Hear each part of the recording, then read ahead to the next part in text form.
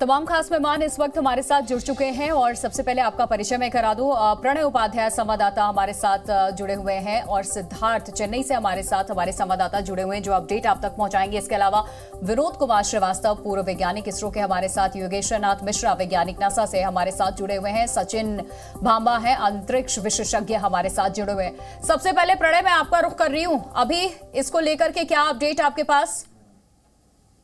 देखिए, काउंटडाउन कहा जा सकता है कि अब शुरू हो चुका है। करीब 4 बजे से लेकर 4:30 बजे का विंडो रखा गया है और जो मोटर्स जो इसके ऊपर ऑनबोर्ड इंजन्स लगे हुए हैं उन्हें फायर करने के लिए 5 मिनट का वक्त तय किया गया है। यानी 5 मिनट का की वो अवधि होगी जिसके अंदर इंजन्स को फायर किया जाएगा।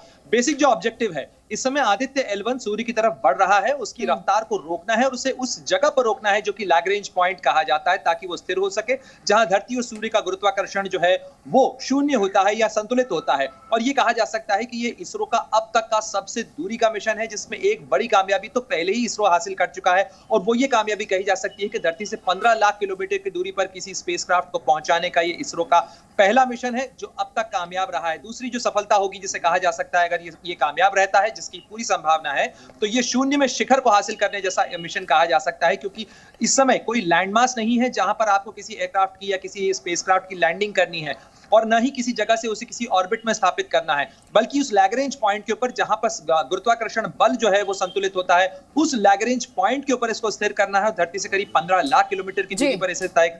तो ये कई लिहाज से महत्वपूर्ण है, इसलिए बिल्कुल। और इसको हम सरल भाषा में समझेंगे। आप प्रणय बने रहिए हमारे साथ और विनोद कुमार श्रीवास्तव जी भी हमारे साथ बने हुए इसरो के पूर्व वैज्ञानिक है। सर, आपसे भी समझना चाहेंगे, अंतरिक्ष में आदित्य L1 को लेकर के काउंटडाउन शुरू हो गया, 1 घंटे से भी कम का वक्त बचा हुआ है।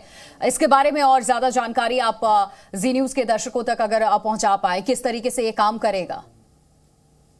जब कोई उपग्रह एक गंतव्य स्थल की ओर जाता है तो उसकी एक स्पीड रहती है। उस स्पीड से जब वो पास होने उस ग्रह के पास आने लगता है तब हम उसकी स्पीड थोड़ा कम करते हैं।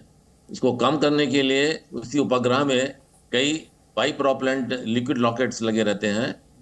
अगर एक क्यूबॉइड है तो उसके कोनों में करीब 10 या 12 छोटे छोटे रॉकेट लगे रहते हैं। इससे इनकी गति को कम किया जाता है, इसका एटीट्यूड कंट्रोल किया जाता है और इसको जो भी हमको दिशा देनी है उससे हम कंट्रोल करते हैं। अब ये आदित्य 1 एक बहुत तेज स्पीड से जब पृथ्वी की कक्षा से बाहर निकला था, जबकि स्पीड कभी इसकी करीब 11 किलोमीटर पर सेकेंड होगी, उसके बाद में इसको थोड़ा और स्पीड बढ़ाई गई थी। अब जब ये अपने गंतव्य L1 पे पहुंच रहा है तो जो L1 स्थान है, यहाँ पे गुरुत्वाकर्षण जो कि सूर्य का है और जो पृथ्वी का है, इन दोनों में संतुलन रहता है, माने कि आपको वहां पर गुरुत्वाकर्षण बहुत कम फील होगा, ऑलमोस्ट 0 फील होगा।